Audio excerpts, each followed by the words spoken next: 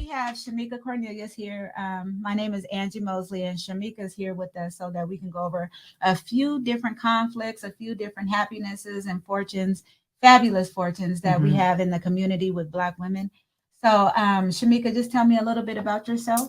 Well, I was born and raised in Seattle, and I have 3 children that I dearly love. They're 23, 17, and 12. So definitely different ages, different stages. We do a lot of, sports, music, a little bit of everything around the city. So definitely involved around Seattle. A little bit of double dutch with you, pop it. That's what we do, so it's important to engage with the kids and things like that. It's something I love. It's something I enjoy. I never sit still. I always have my hands in like a million pots doing different things, children's guilds, things like that, work, fun, dance, sing, music, flowers. Like I even swimming and paddle boarding and crabbing and all that good stuff. So I like a lot of things. Sounds like you're very active in the very community. Adventurous person. Yes. Well, what are some of the top issues that are negatively impacting Black women that you notice? I would say respect. Why are we not respecting our Black women? Why are so many Black people still being so disrespected? I would say the lack of appreciation for a lot of women, Black women, we're very undervalued and underappreciated is what I say. And that's one of the biggest issues for me. Of course, we always, strong Black women, they pick themselves up, they turn the other cheek and, just keep trucking. You push us down, we get back up, we keep trucking, so it's important to be able to acknowledge that, right, but also do something about it. Right. And that means me speaking here today. Let's put it out there. Let's embrace each other. Let's endure one another, like really make each other count. And that's something that's not happening in the workforce. That's not something that's happening in the streets. That's not something that's happening in a lot of homes. A lot of marriages and things like that are kind of being broke up, due to COVID and everything. So there's a lot of issues that are going on. But I would say respect of the Black woman and appreciation of the Black woman, because we're very strong women and we deserve to be applauded. Definitely. Well, how do you think we as a community can address this?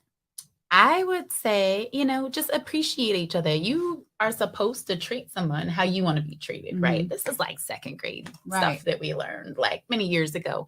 And so for the whole world to be up in turmoil and still not be able to respect each other or abuse the power that they have, that's an issue for me. Definitely. And it's not time to be quiet anymore. It's time for our voices to be heard. It's time for us to have these difficult conversations and have a safe place to do it.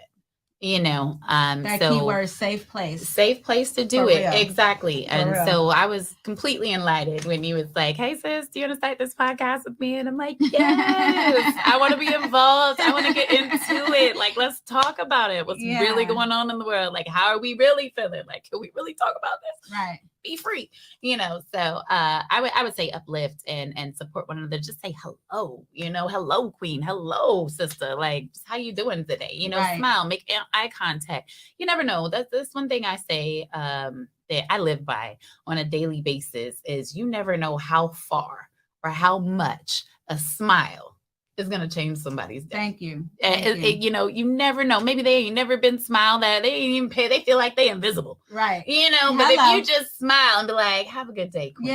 Yeah. That woman might be like, oh my God, somebody spoke to me. It's time for me to go be amazing. Exactly. And so you want to influence that. And I hope that I do that. And I hope that we can all do that and move forward and stand tall and strong together. Okay. Well, yeah, I think I know for a fact that you do that very well. You're a big complimenter all the time. So I'll ask you, have you ever been locked up, or do you know anybody that's ever been locked up before? Oh, well, I will answer these questions truthfully. I definitely have. It only happened once though. Throughout. And that's okay. We're all human. We all make mistakes. Yeah. And it was definitely a mistake. I was out of the state in a different country, and I made a bad decision to traffic something across the border. And I ended up doing 18 months in a medium security prison. in another country. So that happened. As a kid, I think all of my stepdads, all of my father had been to jail, all my stepdads, I might have called police on some of them, abusive relationships, things like that, like protecting my mom, or, even going to visit my stepdads and things like that. So I definitely know the system. Right. How did that impact you, and how did that impact others? It showed me, number one, how truly broken the system is. It showed me that, once you go in, you really ain't got no rights. Like if you don't have somebody on the outside fighting for you, or you're unable or uneducated to fight for yourself, you're kind of a poo creek, let's say, with no paddle. And being in the system is just difficult enough, but it affects everybody. It affected my mom, my kids, my friends. My friend actually raised my daughter while I was gone during that time. And I only did 3 months, and then I got paroled. Thank God. They were like, get out of my country. So that was nice. But the worst part about it is that happened. And 2 years later, I went back and forth to court and things of that sort. And they were like, why are you going back to Canada? Like, why even go back? Just never go back. And I was like, nah, I don't want to look over my shoulder. I want to deal with it. I want to handle it. I just want to be done with this situation. I messed up. Right. And so I dealt with the situation. But my best friend actually took care of my daughter while I was gone and looked out for me. Friends. I'm telling you, and see friends. Sisterhood and again, just supporting one another. You don't get that. You know when you got real true friends or real supporters, because they love you. It doesn't matter what you do, whether you're right, wrong, indifferent, upside down, or ugly. They gonna see you through it. And so it's important. It takes a village, to say the least. Do you think that any of those situations could have been prevented? Oh, yeah. I could have made the choice not to get that extra money. There's a saying, quick as it come, quick as it go. So yeah, it was a bad decision. It took a lot for me. It affected my family. I think it kind of still affected my family to this day.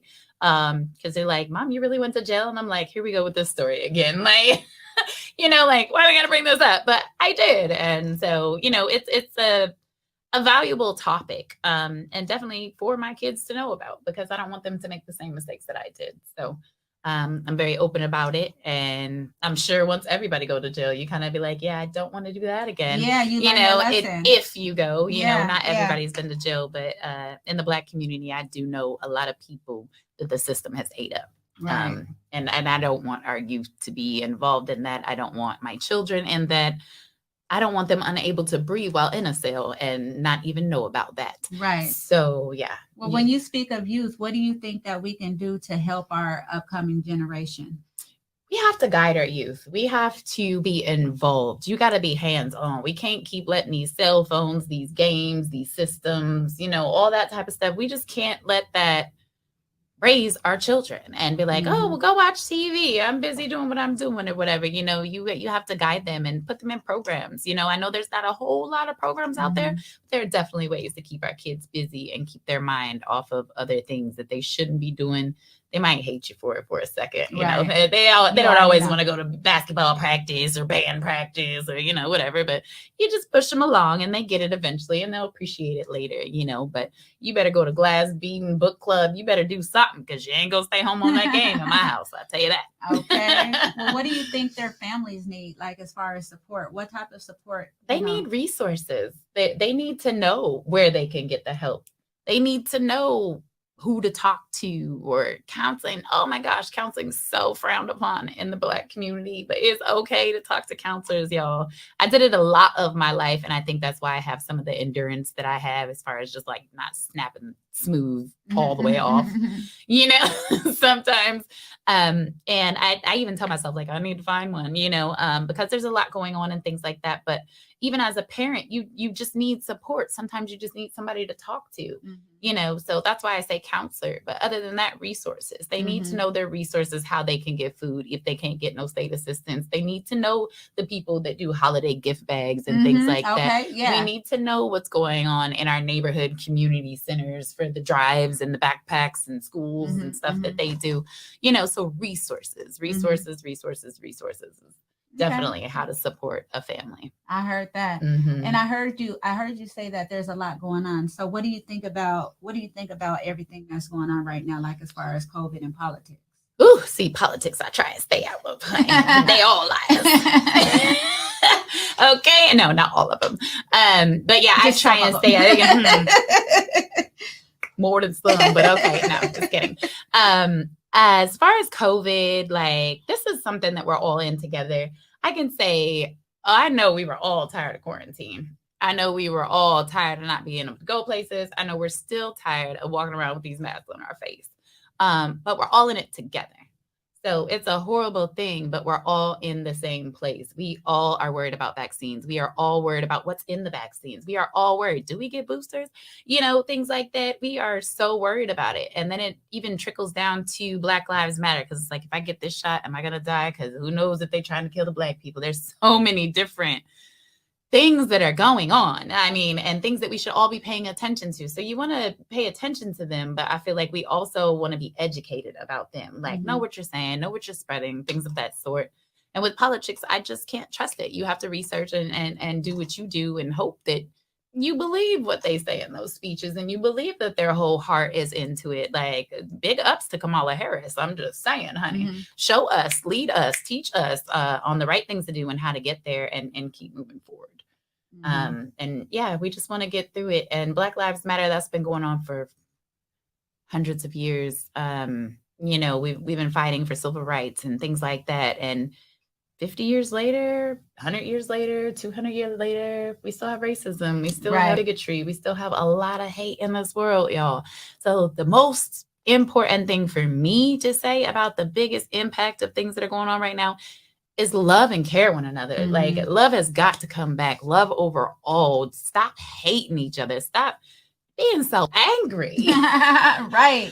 Y'all get mad because somebody having a good day. Like, I'm sorry, why you so upset? Have a good day. Like, and I look crazy. I say be great all day, all the time. Every day. Being inspirational is just the best thing going. Right. And that's all I can do. And I feel like, you know, if that's what I can do and that's what I can bring to the community is positivity and some type of leadership or some type of love, then I'm doing what I'm here for. Okay. I'm doing my job. Well, what have you been doing to take care of yourself, Miss Lady?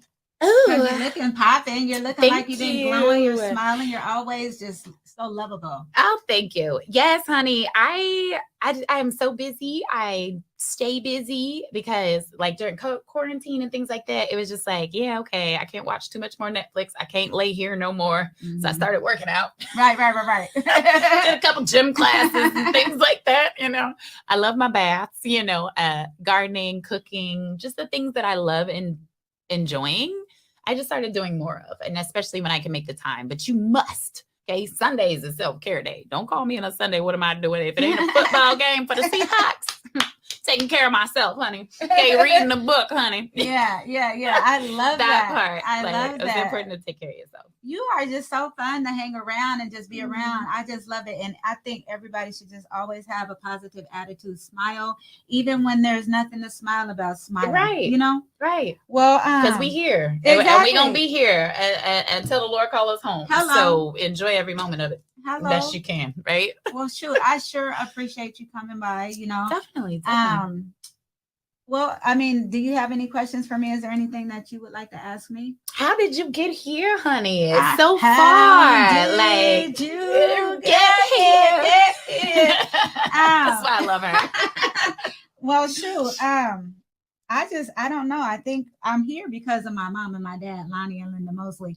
Okay. But besides that, just in life, I want to be happy, you know, and I think that for me to be happy, I want to be around happy people. And if you're not happy, then I'm not just going to leave you unhappy. I want to help, you know, you be happy with me, you know, because teamwork makes the dream work. So as far as being in the community, I think that was just my knack. I've always reached for the stars, you know what I'm saying? Right. Like, I've always reached for a position that had to do with community, you know, customer service, community, Boys and Girls Club, just, you know, with the Parks and Rec, you know, because I love kids and I love people. And I feel like my personality, whether or not I want to or not, but can support and help others. Like if I see a kid sitting over there and then I see an educator or whoever, a mom or a dad trying to cheer that kid up, I'd be like, I bet you I can get that kid to get up, to like, smile or something, right? And I'll go and I'll tell the wink mom, at them or I'll tell like, the mom, let me do it, and then they look at me crazy, but for whatever reason, I end up getting that kid up, or that teenager, or that adult, or if there's an argument and nobody can break them up, I'd be like, I'll go handle it, and I feel like that's just something that God gave to me, you know what I'm saying? And that's so powerful. It is super powerful. Yes. And I don't take advantage of it, because sometimes I do it on accident, you know what I'm saying? And some people tell me, well, why are you always so positive? And I'm like, I don't know. Because we should be happy and live life. But we should be. But sometimes it's just like, I'm so positive because maybe I need that for myself. You know what I'm saying? So sometimes if I put out a positive quote, it might not necessarily be for you. It's for me, so I can see it, or you speak it into existence, and that's called manifest. You know what I'm saying? So that's and it makes me feel good. Meditation, yes, I forgot that. Yeah, it makes me feel good. But so I'm so happy that you stopped by. Oh yeah, and I hope that you come back again. Oh, I definitely will. Here we go, y'all. Well, thank you again. This is Shameka Cornelius, you guys. I'm Angie Mosley, and thanks for coming out and sharing your input and watching us grow. BUILD 206, Double Dutch Divas. Double Dutch Divas in the house. You already know. So before we go, is there any other thing that you got going besides Double Dutch Divas? As far as Double Dutch Divas, I was heavily involved in the Odessa Brown Children's Clinic as far as raising funds and things for them.